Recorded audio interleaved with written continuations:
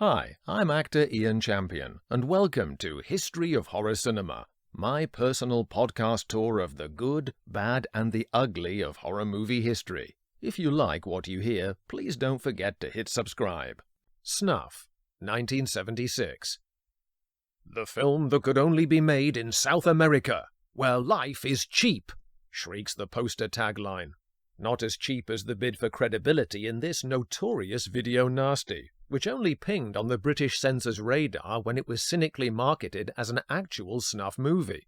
The atrocious dubbing, editing, and performances in this grimy, bad porn-style offering are so bad as to defy anyone to believe anything on screen.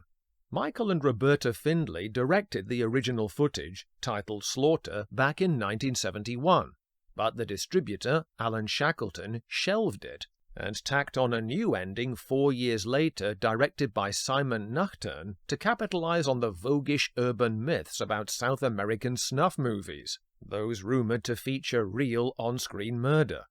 We'll get to that, but the first 90% of the movie is so incoherent and laughably inept that it takes a true horror film buff to wait that long. The establishing scene of hippie chicks on a motorcycle, underscored by a rock riff, riding cheekily close to Steppenwolf's Born to be Wild, tells us the creators were fans of Dennis Hopper's Easy Rider.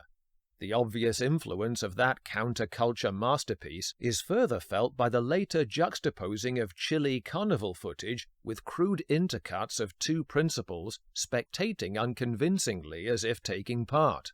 In Hopper's movie, he grabbed guerrilla-style footage of the main cast genuinely immersed in the excitement of New Orleans Mardi Gras. His raw approach is part of Easy Rider's gripping capturing of the zeitgeist. Snuff's reality is that of hackwork. The basic plot is an unsubtly welded cut-and-shut job of two disparate stories that eventually collide like kiddies' go-karts.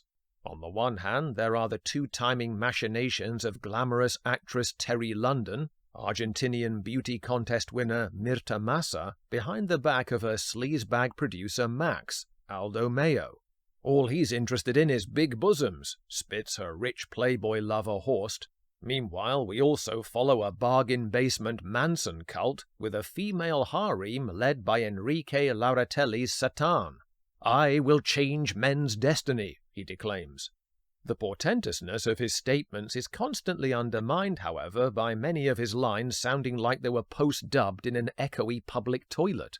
After Max's murder by the cult at the aforementioned carnival, Terry is interviewed by a local cop, whose office is literally a desk placed in the doorway of a warehouse. Production values and setting amusingly reminiscent of Ed Wood's Plan 9. The rest is tawdry nonsense, until we get to the infamous footage that caused all the censorship problems. In an epilogue, filmed with noticeably better technical quality, a film crew has just finished a scene that both director and actress feel went well. He then suggests a little filmed celebratory nookie on the bed. Inexplicably, the actress is happy to comply, until gradually things take a sinister turn. He proceeds to snip off fingers and disembowel her in unflinching detail. As he brandishes her entrails in the air like a demented high priest, the picture cuts, leaving the hurried audio of the camera person blurting, "We got it all! Let's get out of here!" in an effort to simulate the risk of recording genuine horrific transgressiveness on camera. Come on now, the sequence is patently fake in its execution, and could only fool hysterical reactionaries who are ignorant of movie effects and gullible enough to swallow AdMap materials on face value.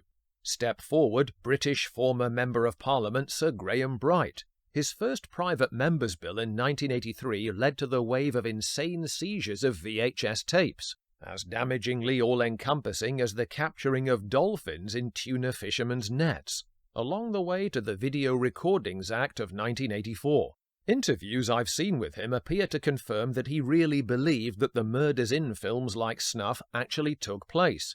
Thank goodness he never served on the British Board of Film Classification as a reviewer. As the film's earlier history showed, he wasn't the only fish reeled in.